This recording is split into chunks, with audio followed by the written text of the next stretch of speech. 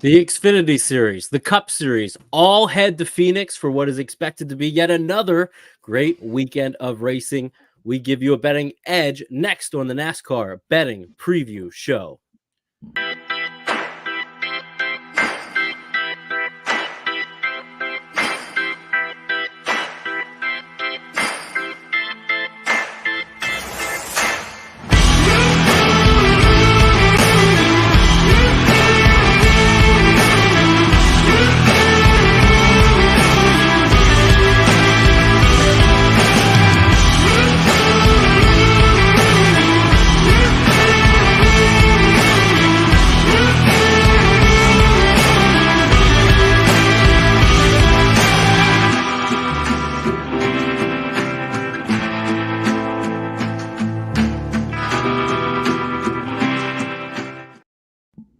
What is up, everybody? Welcome to the NASCAR Betting Preview Show.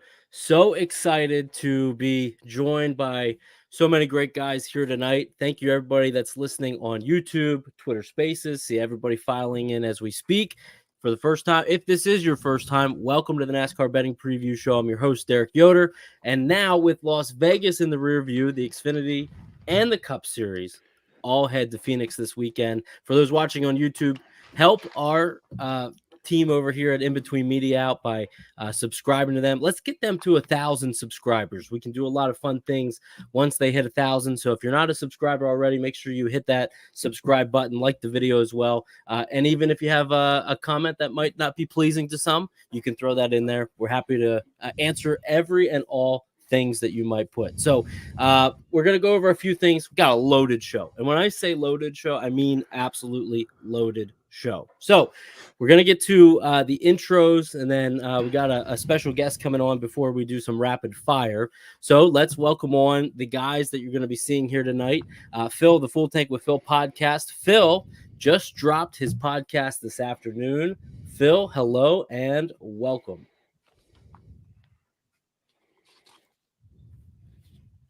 Gotcha. This is to you. Welcome.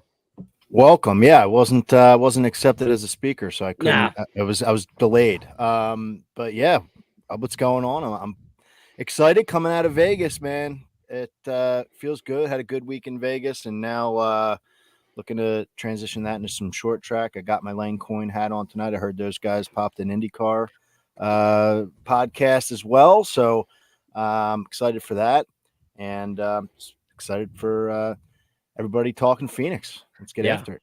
Yeah, it's going to be a lot of fun. I'm looking forward to chatting with you, and I haven't got to listen to your show yet, so really excited to hear what your insights are tonight and get your takes on a few things. Want to welcome on Mark, a.k.a. Skybox NASCAR. He is the host of the Lane Coin podcast, also has another fun show coming up, which I'm going to let him share the news there. And Mark, it's been a lot of fun so far this season. How are you doing? And please let everybody know the new happenings of the Lane Coin branding you have going on. Yeah, I think all three races have been wonderful races. I wish Reddick could have got it done last week. There was some fun live bets thrown around on old Red Dog. I know a lot of guys are on him, so cashed the top 5. Ready to get to Phoenix. I think last week we learned a little bit that we can use the notes and data from last year, and you know, we can. Everyone was a little hesitant coming into last week. What's Toyota and Ford going to do? But I think last week was all we needed to know, at least for me. So I think obviously there's questions out there to be answered. But it just gives a little confidence boost on the data sets from last year. So looking forward to it. Yeah, our buddy Kyle Auto Lotto, he's been in the background of doing our Discord stuff and running our admin Twitter. And he's been asking me to do an IndyCar podcast. So there's not many of them out there. So I told him and Rory, listen, this is y'all's thing. You do it. It's under the Lane Coin banner. But I know that Rory cashes a shitload of IndyCar tickets, and Kyle is a wealth of information when it comes to IndyCar. So looking forward to them getting up and running, and it's just going to be an extension of what we got going on the NASCAR side with Lane Coin. So excited about it, and ready to cash some bets this weekend, as always. Okay, so I'm looking forward to that. I know Brian Murphy, who I do the All Things Go podcast with, he and I brought on Tony Donahue. So the IndyCar world is definitely getting a lot of love, and they have a race here coming up this weekend. So congratulations to you. It's really cool to see that brand growing, and really looking forward to hearing what you guys have to say over there. Next guy I want to welcome on, Ryan Stevens. Ryan, last week, if you listened to the show, which, man, so many of you did, and I can't say thank you enough. Really appreciate all the follower or listeners there. So Ryan got hit with a storm about 5 minutes before we went live on the show. Ended up not having him the whole show. Felt bad for him, but Ryan Stevens, CEO, creator of True Performance Ranks, wintherace.info. Ryan, I really appreciate you taking time out of your day to join us. Yeah, thank you. I felt so bad. I already told you I don't need to keep going over it, but man, I know. terrible luck there. We don't even get storms like that. It was so weird and just a one night thing, and of course it had to be our show's night. So Yep. I am more than excited to just ready to talk some racing this week with you guys. I missed it so much last week, so let's go. Let's go is right. So I want to welcome on our guest here this evening. It's going to give us a lot of good insights. Rob Cornelius. Rob is one of my favorite people in the betting space, an absolute great mind in the betting space as well, and someone that isn't afraid to lay a little coin on Cindric a time or two. Rob, how we doing? No, good man, good man. I didn't like where we went last week, but in general, in the macro, He's things muted. didn't go great. But I think we learned a lot data wise, and ready to move forward. Again, more predictable Rob, just tracks. unmute your mic on Twitter Spaces then. Oh, there I am. I'm sorry about that. It's No, because you're good. My wife tried to call me a second ago, not knowing I'm doing fake TV. No, look, That's true. I think we learned a lot last week. I don't know.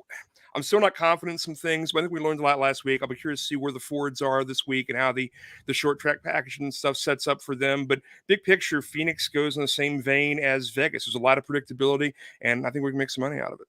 Yeah, I think we can as well. So it's going to be a lot of fun. And like I said, anybody that doesn't know Rob, make sure you follow him on X and definitely get connected with him, because it's going to be a lot of fun as we go over here the next few minutes. So I want to welcome on somebody now that is not only in the industry, but can help us as a community. This gentleman share a few insights rather than myself saying what I know he's going to say already. But Brian, everybody that is watching this sport, first, thanks for joining. But everybody that's watching this sport and getting ready to maybe invest on it this weekend, they're all asking me the same thing. It's all over Twitter. What's this short track package going to do? There's a lot of experts out there right now. Let me just tell you, outside of the walls of RFK where you reside, there's a lot of experts out there. So can you please enlighten everybody that's listening? What do you expect from the short track package? What should we as fans expect? And we'll start with that first. Yeah, I mean, first and foremost, thanks for having me on, guys. Of course. Pleasure to be back. I think there's a lot of questions in the industry as well. I mean, it's it is a completely different package.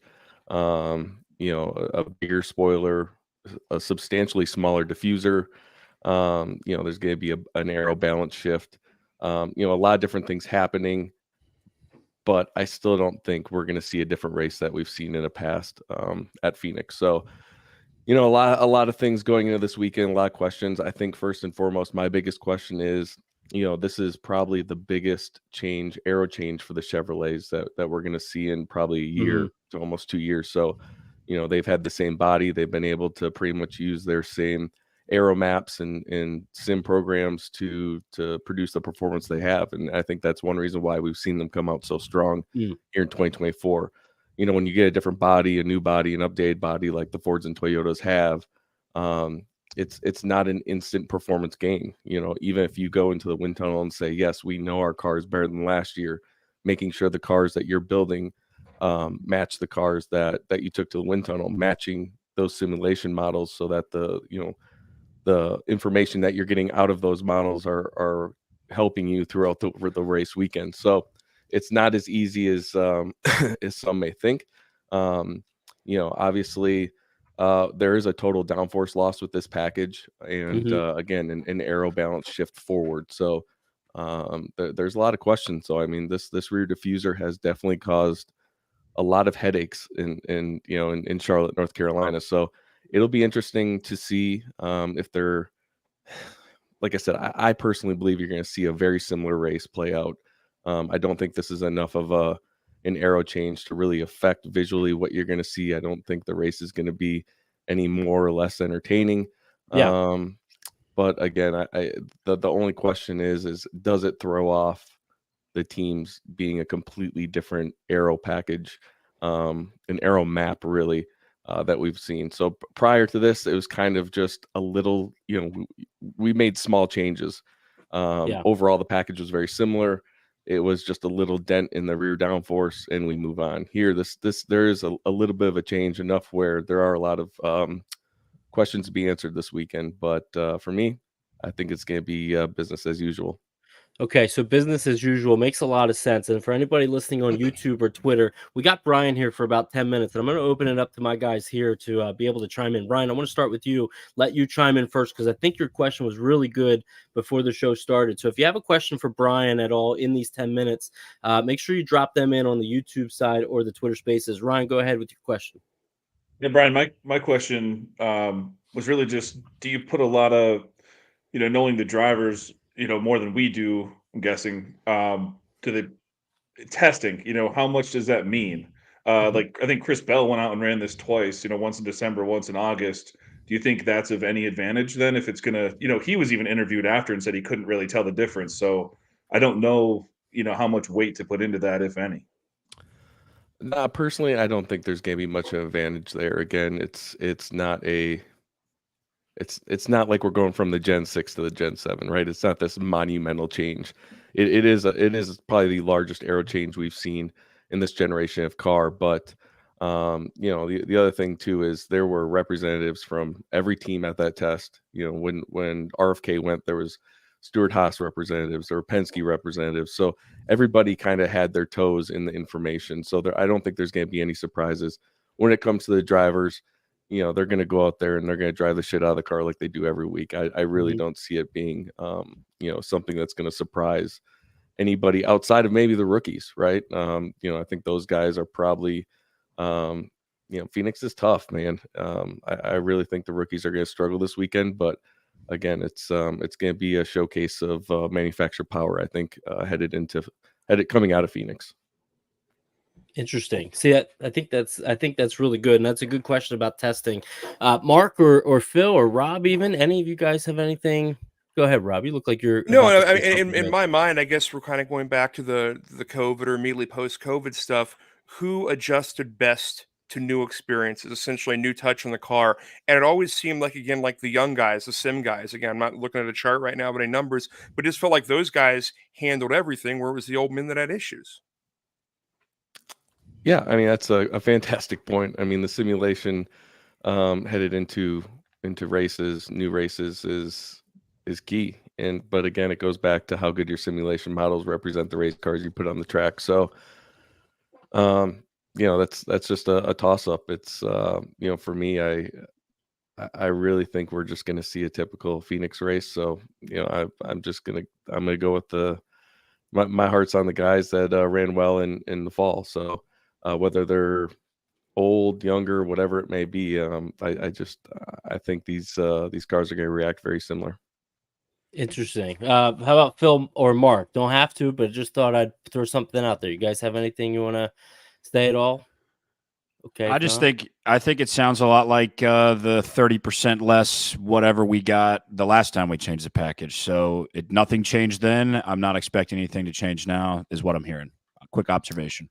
Yeah, and you also got to remember a lot of the downforce levels that you hear in the, I'm gonna say in the media, a lot of the explanations. Those are downforce levels in the tunnel at 180, right? So when you get into the middle of a corner, let's make it drastic. In the middle of the corner of Martinsville, you're making 10 to 15% of the downforce that you're making at 180 miles an hour. So the amount of impact that these aerodynamic changes are going to make at these short tracks is very small.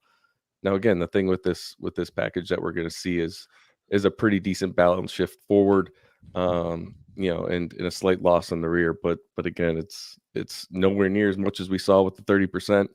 And for me, I think the biggest things going into this weekend are going to be the tires, the difference in maybe Is it cooler than it was in November? Is it, what's the temperature difference? Things like that, more so than maybe, unfortunately, the aerodynamic change that we're going to see. You said something, Brian, and I know we only have a couple minutes with you. I promised you we wouldn't keep you all night. But you said you anticipate the rookies struggling. Why is that? Like I said, the rookies haven't been in this generation of car, whether there's an aerodynamic change or not. So but Barry has for the 4 now. Barry has, yeah. I don't know if I I'm really consider him a rookie, Okay. but he is. Okay, He good. is a rookie. Good. He's a a slightly experienced rookie, and same thing with Carson. Obviously, he's got a couple races under his belt with this car. Yep. So the Phoenix is just a struggle bus, man. It's really, really tough to make sure you make sure you take care of your car over the long run, because there is traditionally a lot of long runs here.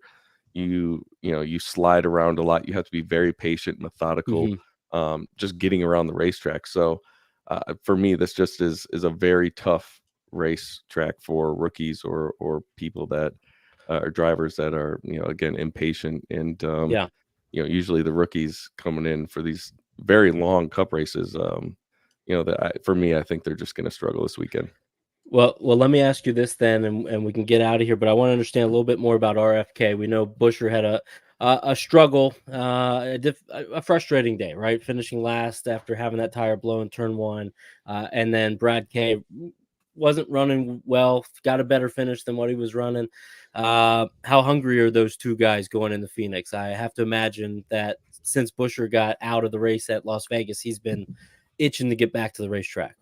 Yeah, I mean, that 17 crew's been really hitting on all cylinders headed into this year. The good thing about the 6 is even though they haven't started very hot in the beginning of these races, they end hot. They figure it out. So, like I said, it's just trying to figure out, I think, the balance of these cars. It's the good thing is everybody is still carrying a lot of momentum from last year. The spirits are high in the shop. Yeah. Everybody's smiling. It's not like anybody's going off course or has a bad demeanor. It's everybody knows what we need to do, and the good thing is, like I said, over the last 2-3 years, we've seen with this new point system that until you're out, you're not out. So there's plenty of time for us to learn these new Mustangs. There's plenty of time for us to figure out what we need to figure out, and I'm very feeling very positive with all the great things I think this team can do in 2024 and beyond. I like that. Now, this is the last question. This is going to be the hard-hitting question for you. Did you get a ride in that convertible yet? No. Makeshift Gen 7 convertible? No? Did they take it out to the track? No, they have been doing a ton of donuts. The amount of burnouts they've been, not me. No. Come on. But it sounded like a top fuel dragster out back ripping donuts and on the rev limiter, and cool. Brad and a bunch of the other guys had a bunch of fun in that thing a couple weeks ago. So it's a unique piece. I really wish they'd allow them to bring it to the racetrack and use it as the pace car or something. That would be cool. Yeah. So hey, we got to get you in it. We got to get you driving it or doing something. You guys, RFK's got a really cool podcast going on, but you and I obviously do the All Things Go podcast. Looking forward to doing that here again. We got big things happening with that number 50 episode coming up on our next one. So, Brian, really appreciate everything that you shared here. I think it's going to be valuable for everybody listening on Twitter and on YouTube. Any parting shots at all before you leave? No, just again, thanks for having me back on. I love what you guys are doing with this. I love all the graphics. This looks great. Love the intro. So, congratulations on everything you guys are doing here. And, hopefully we'll talk to you sooner than later. I like it. Well, thank you, Brian. We'll be rooting on RFK this weekend. I really appreciate Brian coming on and being part of the show here and giving those insights, right? Because I can come on, I can ask guys like Brian or different contacts within the sport that I have and share my insights. But to have somebody come on in the industry that's going to relay good questions that the guys had and just some good conversations here on YouTube and on the X side as well. So really appreciate Brian. Best of luck to RFK this weekend. Now, boys, really excited about what we have going on here for the show here tonight. So let's get to a couple things as we break things down. So we're going to jump into our rapid fire, and then we're going to get in some of those betting elements. I just want to hear a couple of these guys real quick. So Phil, going to start with you. Spire and SHR with some strong showings this past week. Are they were they legit showings or are they pretenders?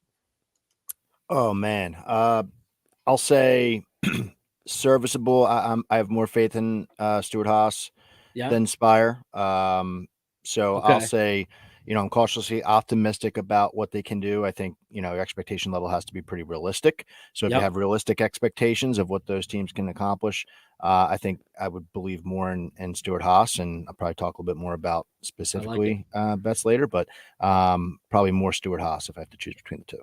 Okay, so Mark, I'm going to go to you next. Shipbox head-to-heads equal? Retirement from Skybox. Retirement from Skybox. Okay. I'm over it. I'm over Cody Z busting my balls about it. I'm over being in front and being on the winning side of a bet 90% of the race, and then colleague Chris Rice decides to do some dumb pit strategy at the end and lose by literally less than half a second. I don't want to talk about it. Okay. Why did you have to? Hey, we got to start the show. We got to start. Hey, we're on the show here, right? Ryan, I'm going to go to you next. The old 5 card dominated in Vegas once again. HMS, you're going to stink up the field again this weekend, or maybe there'll be somebody else there that dominates the race. What do you think? I don't know. We can talk about it more later, but HMS really kind of fell off in this short track package last year after the first couple races. So, I'll be curious to see what happens, because Brian said he expects to look at, the last Phoenix race we saw, which was the championship race. Mm-hmm. And even in that race, I don't think Byron or Larson had winning cars. Obviously they didn't. So I don't know, man. I think they were terrible in the short track package in the middle of the year. And then you get to the end, they have championship cars, still weren't great. So I don't know how they're going to show up. Well, this is why I like hearing some of this dialogue, just asking some of these questions, a little bit of generic, but they are good conversation starters. Rob, I'm going to throw this one to you. 20 straight top 10s by a driver, Kevin Harvick, here at Phoenix. Will that record ever get broken? I can't imagine. I can't imagine anyone ever being consistently good enough equipment for 10, 11 years, where the minimum would be to get that. You're going to have to get up there and stick and not have a manufacturer change or an era change. That is very, very hard. And that speaks to his longevity, his Lou Gehrigness in doing this for so long. Okay, I like that. All right, Phil, I'm going to throw it back to you here. Better finish on Sunday. Harrison Burton, Zane Smith. Oh God! Talk about shitbox. I thought we were done with shitbox. No, I asked Mark if he was. I didn't throw that out to everybody else. All right, I will go Zane Smith just because Harrison Burton. I can't trust him as far as I can throw him. I know that Brian was just talking about the rookies struggling, but I haven't seen any real progression from Harrison whatsoever. So I'll go Zane. I have more faith in Zane as a driver overall. Mark, I'm going to throw this one to you. Best rivalry in NASCAR currently is what? Everybody versus Denny Hamlin. And I love every second of it. And I am all in double hockey sticks. I'm all over Denny Hamlin. And part of the reason is because Rory gets his panties in a wad whenever I talk good things about Denny Hamlin. So it's kind of funny to me.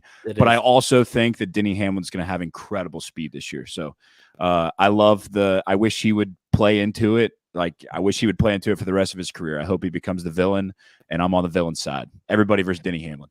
I like it. All right, Ryan, I'm going to ask you this one. Favorite market to bet when getting to a track like Phoenix is what in your book? Oof. What's that market you'd like to target? I would say top 5. Top 5s. Okay, good. Well, looking forward to then maybe hearing top 5 come up for you in the finishing position market.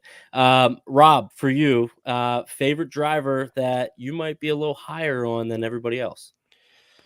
This week, I'm going to follow that Reddick train. I know he's not been great at Phoenix, but he's shown us a lot the past couple weeks, and you've seen movement on his price. Opened at 1,800. Most places have shrunk that down already. I think it's still sitting at Superbook. But if you're going to take a shot that's not one of these really expensive favorites, that's where everyone's going to go. Okay, I like it. Last question. Mark, you did a good job with this last week. So, Ryan, I'm going to ask you this week. Monday morning headline will read what? Christopher Bell finally wins at Phoenix.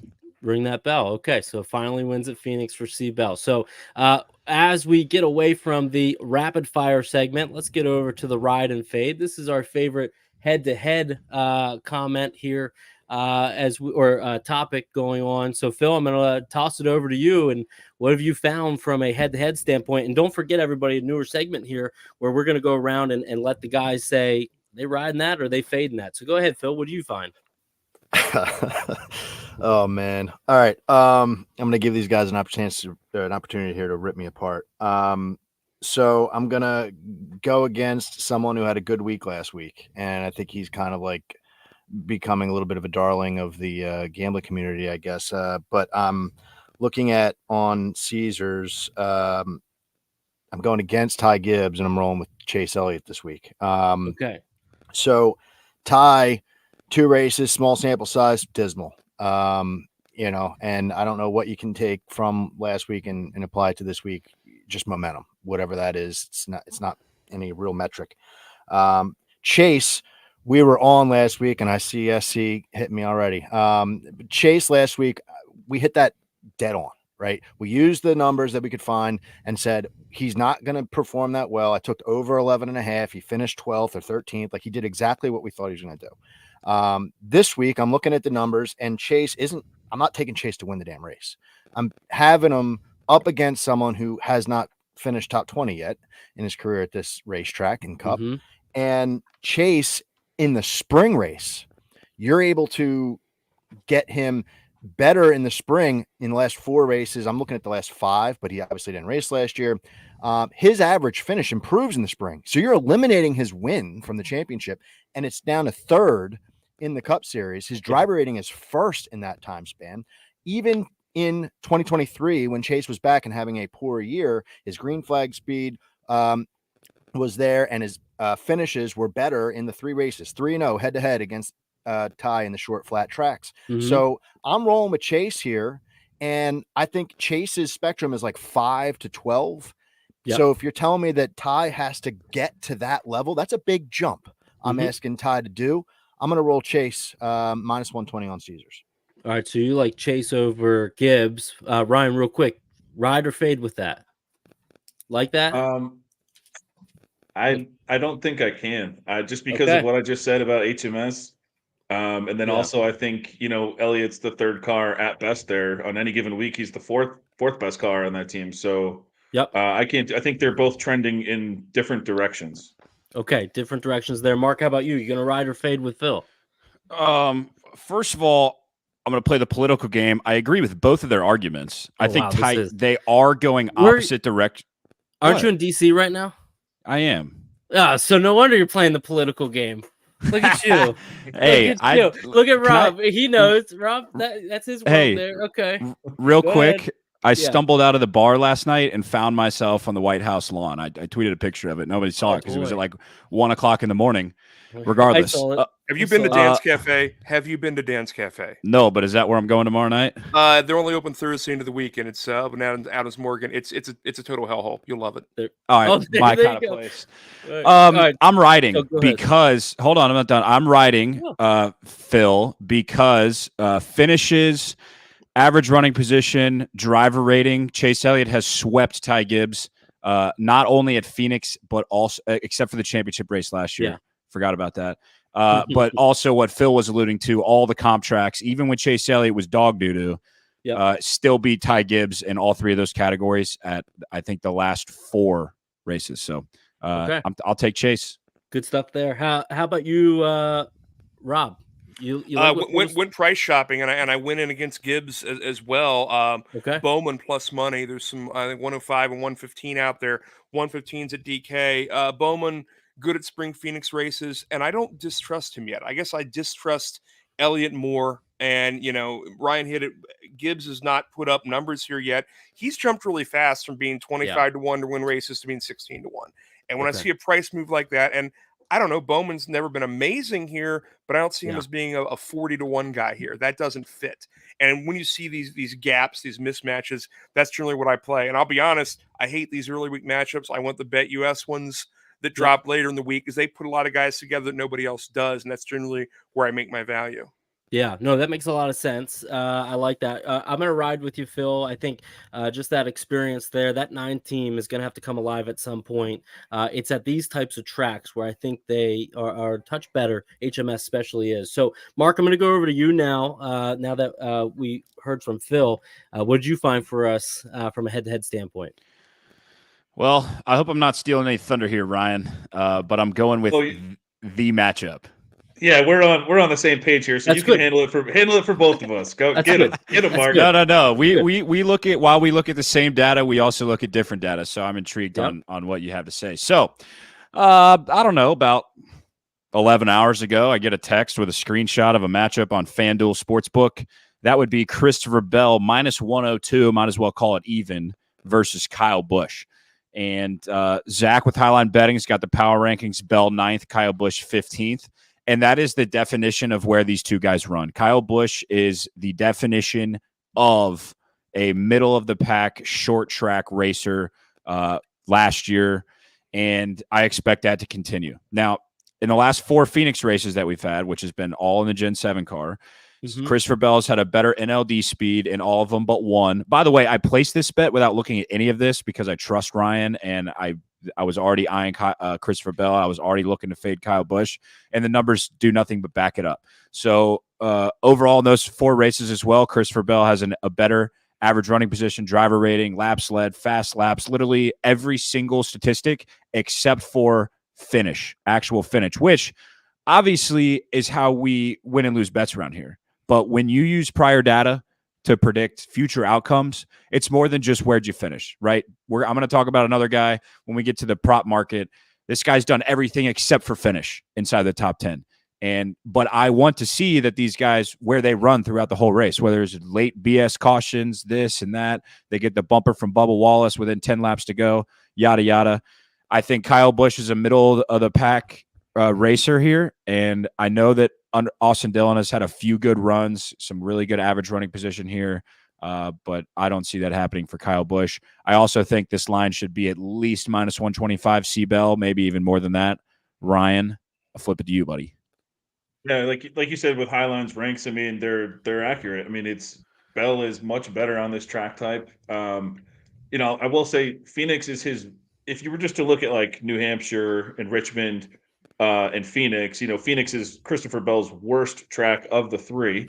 I think he won like 6 out of his 8 races on New Hampshire and Richmond and Xfinity, but he only won 1 of his 5 races at Phoenix. But he led a ton of laps there. I mean, he was in the front. He had a lot of issues, I think, in his last 2 races there.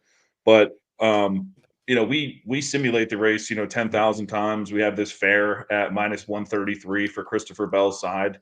So 102 minus 102 makes no sense to me early week. So, and it's someone I know, Brian said it might not matter much, but at least Bell did test twice in this package. Sure. I mean, so running 400 laps in this new package or whatever I don't think it can hurt him at all. So I talked about trajectory too, like with Ty Gibbs and everyone going the opposite ways. I think Kyle Busch and Chris Bell are also going opposite ways right now, especially on a track like this. So yeah, I'll take Bell all day there. Okay, I like the info. How about you, Rob? Yeah, I agree. I agree with this, and I think it's funny. In my notes, I've got my 5 matchups I thought of before I lobbed one out. 2 of them are ways to short Kyle Busch, and just looking for better numbers on Truex and Logano and Blaney and seeing what comes out there. But yeah, being short Kyle Busch feels like the right way to go. Okay, how about you, Phil? I'll let you close it out here. I'll close it out with the fact that I'm riding and a quick warning because I was part of that text chain, hit that same you bet, were. And same thing happened last week for a certain bet in that text chain. So we're knocking on wood. I'm not even going to mention what it was, but it didn't hit. So we'll keep track of that. But I'm riding, baby. I'm in agreement. I was looking at playing another head-to-head that I talked about on the pod, and that was against Busch. So as soon as I saw that, I was like, "Yep, let's ride." I like that. So Ryan, I'm going to throw it over to you. Is that your favorite head-to-head? Is that the one the people listening should really be hearing what you're saying, or did you find something else at all? No, that was going to be my one. I don't want to give, the only other one that, Phil and I did talk about it a little bit. I don't know if he did it or not, but I did see Logano, as a favorite against Kyle Busch as well. And I didn't bet that, but that would be my strong lean as of right now. Okay. Okay, good deal. How about you, Rob? I'm going to throw it over you. You'll close out this segment. What have you found in the market here as far as your favorite head-to-head? Maybe it was already talked about. Not sure. I honestly, in terms of my favorite, the one I threw out there in terms of plus money, Yes. I saw there's also a way to go against Gibbs. I don't know if Reddick at minus 120 is too expensive yet, but that's out there at 365 over in Ohio. I don't hate that, and based on my own arguments with myself, Reddick over Gibbs. If you can get cheaper than that, I think that'd be the way to go. If we're all short Gibbs, what was that price point again? On minus 120 at 365. Yeah. Okay. Yeah, I don't hate the Reddick side there. You're getting close to probably where that's going to get a little expensive, but that's probably the right side. I mean, I was on Reddick here last year in the spring. Obviously, late race, he ran well. Moved up through the field in the first stage, and then at the end with getting those fresh tires, could have won the race. It just feels dangerous everywhere right now. Yeah. Like, we don't want to be like left behind when he hits it, because again, much like when Chastain won the first time, he'll never be this cheap again to win. Yeah, you're absolutely right. Yeah. Phil, I'm going to throw it over to you. What'd you think about Rob? You riding with Rob there, or are you going to fade him? No, I'll ride that because I have Reddit written down to discuss in a certain manner, maybe later. And I had already kind of ripped up Ty, so can't go back on that. So I'll ride. I like that. Mark, how about you? So the beauty of this show is guys bring their opinions in here, and they make you think about things that you haven't thought about so far this week. Well, Tyler Reddick has not been a blip on the radar for me. But I was, as these guys have been talking, I've been looking, and not so much a Ty Gibbs fade. I'm going to ride this, but Tyler Reddick, the last 2 spring races, has had very good speed. I didn't catch where he finished, but the spring definitely much better than the fall for Tyler Reddick. And I love the point that Rob made. This is gambling, baby. You're never gonna you got to find these guys that are gonna be good. They're gonna win, and you're gonna kick yourself because the next time we come to Phoenix, Reddick's gonna be 10-1, 8-1. So I like Reddick. Yeah. All right. How about you, Ryan? I'm gonna let you close it out. What do you think? Where are we going? Yes or no? Yeah, Reddick.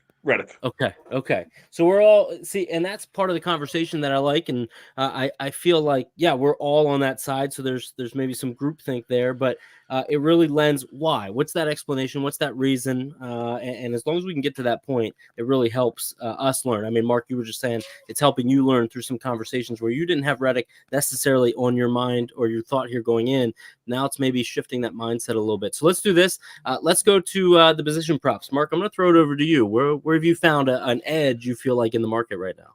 We're going back to the top 10 market, which we are 1-0 this year. We're not going to. I didn't place any top 10 bets the first 2 races, but we cashed Ross Chastain. Thank God for a 2-tire stop. That's what I'm talking about.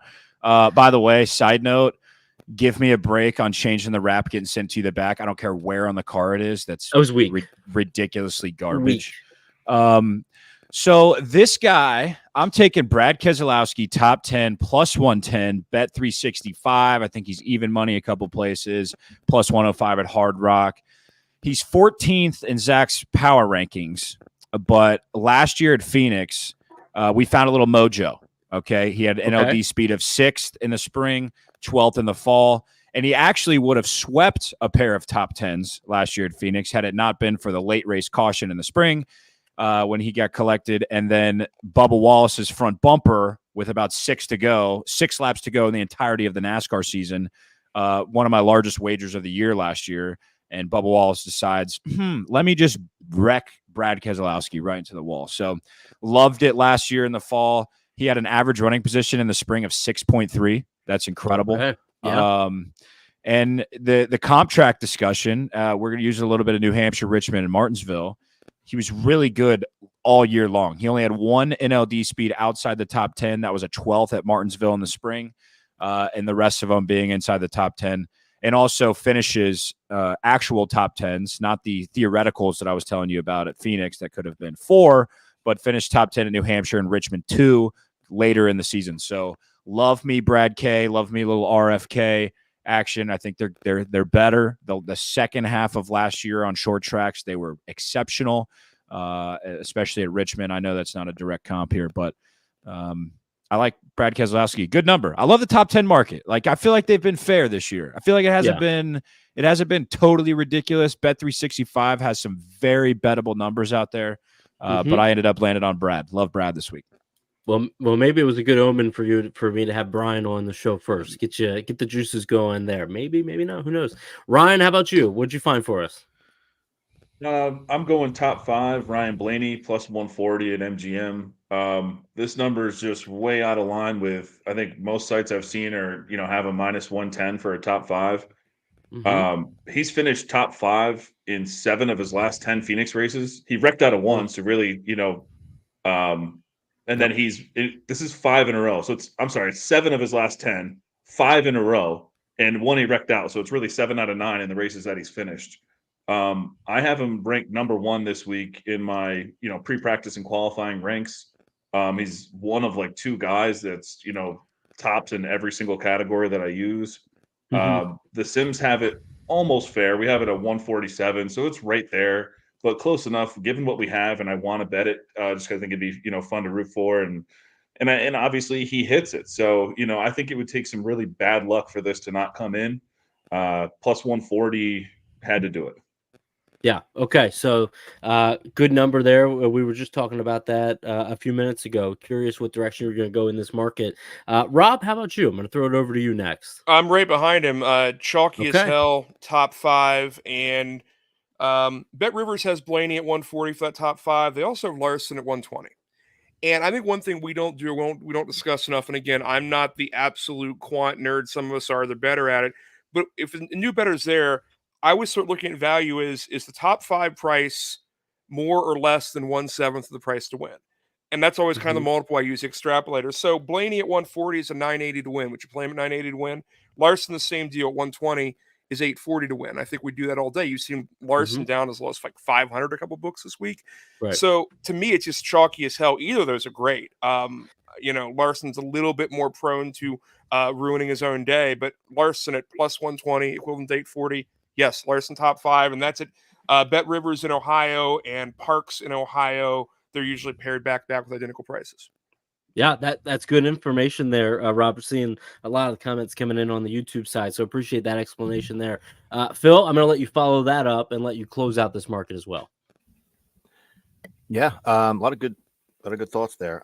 So I have a question to ask, and then I'll go into my rant, and hopefully some folks like questions. Yeah, so I am obsessed with the driver over under market. I was talking about it last week on Bovada. Caesars had it up, and now it's gone. And I wrote some stuff down to talk about a driver, and that's what I'm going to get into, because my question to everyone is: last week they took it down, I think around the time of our show. Did it go back up? I don't know. I wasn't following Caesars that closely. But the guy, if it does come back up, I took this bet. And it's Michael McDowell. Okay. Yep. 20.5 was his number. And for me, it was like 20.5. I was like, I'm someone who complains all the time about how we don't have top 20s. This is like speaking to me. How can I not take this? Yeah. I think the number's fair. Looking at his numbers at Phoenix, pretty average around that number, like 22.4 or something like that. In the spring. So he had 3 top 20s in his last 10 races. 2 of them came in the last 5 spring races. So there's a little something there. But what got my attention to go under here is in 2023, the short flat tracks, the 6 comp tracks that most people are using here, he was 5 for 6 finishing in the top 20. He was 5th in average finish, 12.0. All right. So to me, that's enough. And if you look at his Phoenix performance last year, both in the top 20, I think he had a 9th and a 13th, if I'm not mistaken. So some decent stuff there. Now that they're aligned with Penske, kind of more of a focused team there for that manufacturer. I think we should expect under a top 20 for McDowell. I need him in that first line of the scoring column on Fox. That's what I'm looking for. Interesting. Well, yeah. Can I chime in real quick too? Please. Yeah, please. If people have those markets, we don't have them in New York, unfortunately, but a lot of guys in our Discord do. You can, if you're like hesitant about someone on a top 10, some of those over under lines float around like 12, and the number's even better than their top 10 number. They totally mess up on that. So always check those over/under positions if you do have access to them. Tyler Reddick was like that today, where he was looking at first. He opened at 12.5. He was down to 11.5 when I was looking at it, and his number there was better than what you could Then get his top 10. Top 10, Yep. yeah, which was minus 122. Yeah, so always, if someone's floating around 5, always go look at their over/under. Maybe you catch the same number at under 7.5 or something. Just something to look at. Interesting. Before we get to the next market, Mark, I got a question for you. Give me a number 1 through 5. 3 for Dale. 3. Okay, we did this last week, Rob. I don't know if you watched, but I know you said you have some die casts over there. What's the third die cast you see? I want to see what it is. You said you got something behind you somewhere. What's the third one you see? Yeah, no, it's behind the stupid Billy Ripken baseball card. No, it's 15. Dick Trickle in the Ford Quality Care. I like that. Dick Trickle call out. Look at that. So Ryan Blaney made it to 40 minutes into the show, and Dick Trickle gets a call out in the show. Where else do you find that? So that's good. Let's do this. Let's move to the victory market here, presented by drinkvictory.com. Promo code FRONTSTRETCH, FRONTSTRETCH. Get 10% off your order there. I'm going to open it up to you, Ryan, and let you kick it off. All right, mine's pretty simple because we've already talked about this guy a lot, and then you asked me what the Monday morning headline would be. So, one number I liked was Christopher Bell, 12-1 on FanDuel. Yep. I know he hasn't shown that he can win here at Phoenix, but I really just, it's kind of like hitting the Trackhouse gut bet that week. It's like I just have a feeling about Chris Bell this week, and this is his track type. I feel like he's the one that's on this upwards trajectory to being one of the elite JGR guys as, Martin and Denny eventually retire. I think it's going to be his team. And I want to be early on it when they still offer 12-1. Because if he goes out there and just looks blazing fast in practice and qualifying, that number will be smoked right out. So 12-1, I'm in. Chris Bell, I think eventually he wins at Phoenix, and I want to be on it. So. Okay. All right. So Bell's getting some love here tonight. Rob, where are we going? For me, if we're picking outright, and again, for me, this is a meager bet. Parts of a unit, not a full unit. Byron. I like Byron early on. I mean, 800 is best price we're seeing. Again, every week he's right there. Every week he's going to pick great. We're all having doubts about Chevy and Hendrick, but early on, I don't think anybody has necessarily an advantage. I think everyone's a little bit fresh on this setup. Yeah, it's interesting to see Chevy come out so strong in the Cup Series, all the series, but the Cup Series especially, and really performing to a high level. So it's going to be fascinating to see what happens this week. Chevy was in the news a lot last year, if you remember. So, Phil, I'm going to kick it over to you. Where are we going? Well, I liked both of those guys, so I'll go more chalky. And it was also somebody talked about earlier, but it's Ryan Blaney. I know that the number's not fantastic, right? It's pretty steep, but MGM and PA has him at plus 750.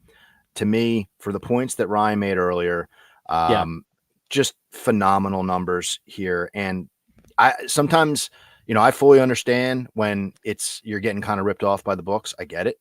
But at the same time, I need to be right. At the end of the day, you're not cashing it unless you're right. And Blaney, I mean, second, and fourth in the next gen era in Phoenix. I mean, he's bridesmaid Blaney in this at this racetrack. I think he gets over the hump. He makes it across the altar, and he's going to get it done. So Ryan kind of made the points already, so I won't try to hold us up even more. Okay. Are you getting off this episode and going to watch the newest episode of Love is Blind, just like I'm gonna? No, but maybe I need to. Yeah, get on. That's fun. All right, Mark, I'm going to let you close this out. You obviously have the best hair as well. So anybody out there listening, atlashair.com, ATLASHAIR.com, promo code NASCAR. What you got for us? I got the hairline of my dad, so I don't. No. You guys are freaking ugly. Look at Phil. Phil's got the backwards hat. Looks like it's raised a bit. Like there's some good. Oh no, you got no. Hey, look at that. All right, I'm going. I'm also going Byron, and I love the 8-1 number. Got him on Hard Rock. I don't know if there's an 8-1 still floating out there, but if it ever gets back there, highly advise slapping some coin down on it. First in Zach's power rankings the last 2 years at Phoenix, 4 races. He is second average running position, second average finish. He's led a shitload of laps. He's won this race a year ago in the spring. He's won like 3 stages the last 3 races or 4 races. And if there's anything that can be brought over from last week, it's that we're looking at numbers from last year. So, the comp track speed correlation from the second half of last year is incredible. Obviously, he had a really fast car in the spring. I'm still licking my wounds over Larson top 3. That just hurts still to this day. And also his last 3 Phoenix races, his worst finish was 6th. So kind of that Blaney mantra. But I think William Byron continues this incredible run of speed that he's been on at every single type of track alongside Larson. So obviously Larson's not being talked about for a reason, because his odds are such donkey shit. And, the small chance that he does miss the setup or struggle in practice, or you have it, you're going to get a better number. So, and it's not going to get any worse. So anyway, Byron 8-1. I would not take it at 7-1. I know you're like, oh, it's just $1, but I think that dollar makes a big difference. So Byron 8-1.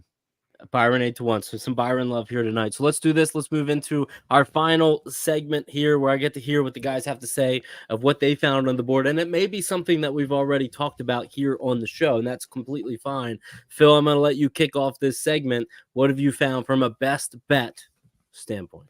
So because we already talked about the guy I'm going to mention here in a second, I'm going to deviate and just comment on SC, who's asking about Truex, or he just said, how's no one mentioning Truex? My strategy on Truex is I don't trust him. I want to see what he has in practice and qualifying, and I'll be fine if he looks fantastic, taking him in some capacity afterwards. But I just can't trust him right now. So I'm just going to roll with Tyler Reddick, top 5. He was plus 250 when I grabbed him earlier this afternoon. And just for a lot of the same reasons we were talking about. I mean, he's got multiple 3rd place finishes. So if Blaney's the bridesmaid, he's like the ring bearer. And, looking at his green flag speed, he was 9th all last year, but he was 5th at Phoenix. So, I mean, he's putting you in the position for a top 5. A win might be a little too much for me to believe for Reddick, but I think top 5, whoever said it earlier, top 5 is a good market in this racetrack. Reddick is someone that stands out to me. That was Ryan. Yep. So Ryan, So Ryan, top 5. I like that Reddick call out there, Phil. Mark, I'm going to throw it over to you next. What's your best value, my friend? You started to catch on to what I was doing. This is actually a best bet, though. Not necessarily crazy value. That's good. That's good. But it's William Byron top 5 at plus 120. That's bet 365. I understand the route that Rob likes to base his plays off, and Ryan with the Blaney top 5 ticket. But for all the reasons that I just laid out, that I'm on him to win. Yeah, I did this last week with Chastain. No, 2 weeks ago. Regardless, I don't remember who I did it with, but I have a big wager on them outright, which I have a big wager on Byron outright, and then I put enough to cover my bet and win a couple $100 on that guy to finish top 5, especially if I get a good number, which plus 120 I think is fair. It's not crazy. It's not great. It's not terrible. I wouldn't touch this below even money. But for all the reasons I just laid out, big Byron fan, plus 120, bet 365 for a top 5er. Go ahead, Rob.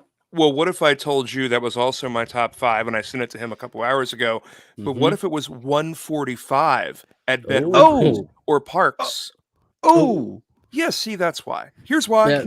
That's like what a 10-10, 10-20 to win. So yeah, I mean, bracket these, and remember that Phoenix basically the odds are saying there's 9 or 10 guys who could win. This is not Derek Cope anywhere. There are no wild winners. At least hasn't been wild at Phoenix, unless we have a weather or some sort of crazy gas strategy. So we know who the winners are, and that's why I feel safe bracketing multiple top 5s and bracketing 3 or 4 of these winners at the best price. And Chastain a bit cheaper because he'll botch qualifying, and you can buy him cheaper than 1,000 or whatever it is now later in the week. See, that's the thing I like about you, Rob. You shop the markets more than my wife shops at Target, which is saying something. So I always like hearing your insights with that. Ryan, close us out then. Where are we going? Well, hey, Ryan. that kind of changes things because, I just was pulling up Rivers on my phone because I didn't know that Byron was that far on there. So Is that what he's at right now? now? Their entire board is on another planet in terms of pricing. I mean, Reddick's still not the cheapest there, but everything under Reddick is basically best price in the market is Rivers or Parks. And I didn't know you were in New York. I was there like this morning. Yes, it's true. He was. I mean, I would either say my best bet is the Chris Bell over Kyle Busch. That's my best bet. Yep. They don't let me get down enough on FanDuel to enjoy that. So I might have to. I bet Rivers won't either, but I can try this William Byron top 5 on Rivers and see if they'll let me play. So that number is silly to me. So if you have access right now to Bet Rivers, the price that we're talking about, if you're watching live, this is why it pays to watch live, literally. Jump in on that, because by the time this probably gets posted and even tomorrow morning, that price could move there. So awesome. So good conversations there, guys. Really appreciate that, those elements. So let's move into our final thing here. Rob, I didn't really prep you with this, but this is our new thing we started last week. It's called DK Features. This gives us an opportunity where I pick 3 random head-to-heads off DK because they're an official partner of NASCAR. And what we're going to do is we're going to keep these going all year long. Rob, I want to get your opinion. We don't have to elaborate on these. These can be who you actually just kind of bing, bing, bing. And then from there, we're going to tally these up all year. The bottom 2 guys are going to have a punishment. We got to come up with a punishment, gentlemen, before the race weekend happens here on Sunday. So had 3 matchups here for us. Ryan Blaney, who we've talked about, Ross Chastain. The other one is Barry versus Gregson, Seabell versus Kyle Busch. I know where we're going with that one. For me personally, then I'm going to go over to Phil. I actually like Ross Chastain over Blaney. I know we talked about Blaney a good bit. I like Barry over Gregson, and Bell, you guys convinced me, over Kyle Busch. Phil, where are we going for you? I'm going to go Blaney over Chastain. Yep. I'm going to go man, that second one's tough, man. That is. I'll go Barry over Gregson, and I'm going to go Bell. And Bell. Okay, so how about you, Mark? Well, if you guys were looking for something original, it ain't coming from me. Like I said last week, we're gonna ride this pre-practice and qualifying power rankings from Highline Betting, and he's got Blaney, Barry, and Bell, just like Phil. So it's affirming at words of affirmation, as I heard the other night. Oh, wow, that is. There you go. You're growing up. I don't like it for a second. But hey, when you got the power rankings, I'm intrigued to hear what Ryan and Rob have to say. When you have the power rankings, say one thing, and then somebody else also regurgitates out the same thing, talking about something different. It's a good feeling. So yeah, I agree with that. Awesome. Okay, so Ryan, how about you? Yeah, same as Mark. I'll just eat chalk all 3 favorites. The pre-practice and qualifying ranks file in the same way as Zach's, model that he has. Yeah. And the simulations say the same thing. Pretty much everything we have at Win the Race would be on those 3 favorites in those matchups. You guys suck. How about Rob? Blaney, Gregson, Bell. I remember Gregson being just wild here in the Xfinity car a couple years ago when he didn't care, and I think he's probably uber confident out last week, but just a guess. And I want to be different anyway. If we all bet the same thing, nobody ever wins. No, I said Chastain. I'm the only one that went Ross versus Blaney. I went with Ross, so we'll see what happens there. But I like what you said there, Gregson over Barry. I went with what Brian was saying before he came on. I was going Barry anyways, but just having that inexperience from the rookie standpoint, although I guess Gregson's not a rookie. He raced in the 42 car here last year. Right. So see it. This is what happens when you do things live and not scripted. So, all right. So I like that. We'll keep that tally. Again, we're going to come up with a punishment. It's going to be a lot of fun. Can't believe that we got done here right before 9 o'clock with everything we jammed in. Pretty crazy. So, Mark, you got the rest of the night here in DC to do whatever you got to do. I want to throw it over, and so many people I want to thank in the chat, but Phil, I'm going to toss it to you first. We're going to let everybody close out. How can everybody best support what you got going on, man?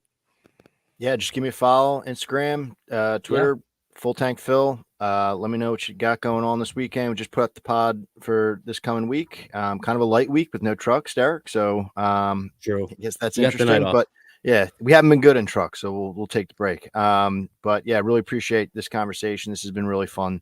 And great having you on, Rob. This has been, a great conversation for a race that, I saw some negative comments about Phoenix on Twitter. So this Ooh. conversation was getting me fired up for the weekend, and hopefully we can all win some money. So I appreciate everybody joining us. Mark, before I throw it over to you, one thing about Phoenix and reaching out to Lucas DeYoung, who is the senior sales there, he said, make sure you guys go over. There's still tickets available. PhoenixRaceway.com. They are so close to selling out. So if you're going to be in the area, I've been to the championship race the last 2 years. Phenomenal area. They have a lot going on. I know they have the bowling here going tonight. Great track, great food, a great entertainment all throughout the facility there. So Mark, go ahead. How can everybody support what you got going? Yeah, man. Recording Lane Coin right after this. It'll be out late tonight, so you'll have a few extra days to listen to it. I know sometimes we like to push it to Friday afternoon, but sometimes, hey, you got to do what you got to do. So, yeah, up in DC. I know I didn't realize Greg lived here. That's a shame on me, but I'll be back up here in 2 weeks, so we'll have some fun, and maybe I won't drag him to the White House lawn. But at Skybox NASCAR on Twitter, I like to tweet some dumb shit, have a little fun. I drink too much sometimes, so. Appreciate you guys. Thanks, Rob, for coming on. Let's just say, guys. Mark, that world and this world are more aligned than you think. So Ryan, I'm gonna kick it over to you next. How can everybody best support you and what you got going on with everything under your umbrella? Are you kicking it to me? Yeah, Ryan, I'm gonna kick it to you next. Yeah, I'm sorry. Oh man, it's been a long day. No, I'm perfectly sober. My 1-year-old has the flu. My wife's she's got a stomach bug. It's been a long day. But at least the internet worked tonight, and I got to come talk racing with my friends. That part's true. That was good. That part's true. You can find me wintherace.info. It's all things, DFS, betting related, bunch of data. We got something for every, NASCAR fan in there. So check it out, wintherace.info. Thanks, I like guys. it. Rob, how about you? How can everybody follow along with you? I know you and Ryan hadn't met before, so that was really cool. You guys were able to chat here a little bit. How can everybody else listening support what you got going on? He does really good work. A lot of folks who do really good work. I'm available, Rob C. WV, Rob C. West Virginia, on Twitter. I dabble in this stuff. I've done some of the picks and whatnot for Philly Godfather and the FTA guys. I'll be getting back to that once my basketball season is over, because one of my day jobs is announcing college basketball. We don't talk about gambling basketball ever. But nonetheless, once we get to the end of March, I'll be back to rolling this stuff a little more full-time. Follow me on Twitter, RobCWV. Yeah, I really like it. I always appreciate chatting with you and having you on. Everybody can follow me at Derek Yoder _ on X. Follow the NASCAR Betting Preview Show at NASCAR BPS on X as well. Make sure you subscribe, like I said earlier, to the In Between Media. Subscribe to their channel here. We're trying to get them to 1,000. I want to see them get to 1,000 ASAP. And then also download the NASCAR Betting Preview Show podcast. So many of you have. Cannot thank you enough for those that are listening. Each show continues to be all-time highs, which is a lot of fun to see. So thanks you guys for joining, stopping by, everybody on Twitter, everybody on YouTube. Appreciate you guys coming in, having good conversations. We saw so much banter going on. That's why we love this. We love doing these different shows. So guys, thank you so much. And Rob, thanks as always, man, for coming on. Appreciate you.